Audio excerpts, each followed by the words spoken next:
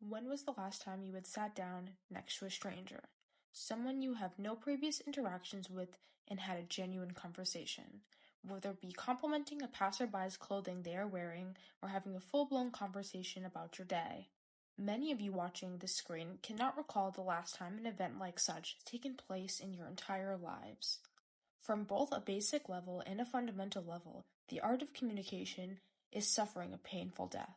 Something that was once an essential skill and a lifeline is now considered a waste of time or exhausting, and I pose the question of why. How many times have you heard the phrase, "I keep my peace," and "I don't owe anyone anything"? And to an extent, you are right. You don't owe anyone anything. However, with that eat or be eaten mindset, we make a community into an individualistic society where nobody trusts each other. We begin to fearmonger against the people whom are supposed to, or willing, to emotionally or physically protect us at most.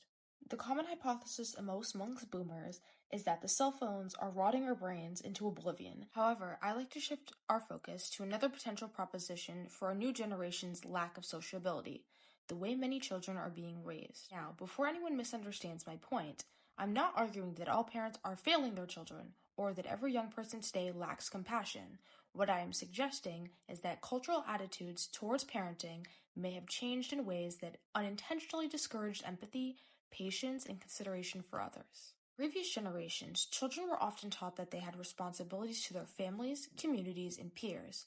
They were expected to contribute, compromise, and sometimes place the needs of others before their own. Today, however, there seems to be a growing emphasis on individual fulfillment, personal happiness, and self-expression.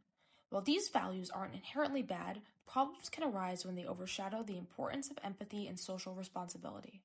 Children consistently hear messages like, "do what makes you happy," or "put yourself first," without equally learning the value of sacrifice, cooperation, and compassion. They may enter adulthood viewing relationships primarily through the lens of what they can gain rather than what they can contribute. This creates a challenge for meaningful conversation. Genuine dialogue requires curiosity about the other person's experience. It requires listening rather than simply waiting for your turn to speak.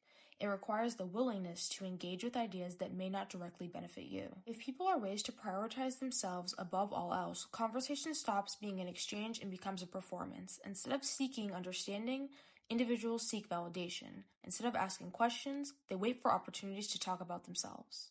This issue may be amplified by the environments many young people now inhabit online.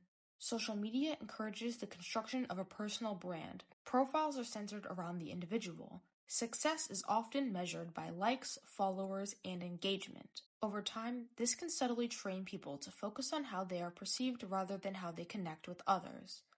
But perhaps the most concerning consequence is the effect that it has on empathy. Reading literature, listening to others, and engaging in long-form conversations all requires us to step outside of ourselves and enter someone else's perspective. When those experiences become less common, our ability to understand people who are different from us may begin to weaken as well. And this brings us back to the broader issue at hand. The decline of conversation isn't simply about technology, social media, or shortened attention spans. It may also reflect a cultural shift away from the habits and values that makes a meaningful human connection possible in the first place. Because conversation is more than speaking, it's an act of mutual understanding, and if we lose the desire or the ability to understand one another, then what we're losing isn't just conversation, we're losing one of the foundations of community itself.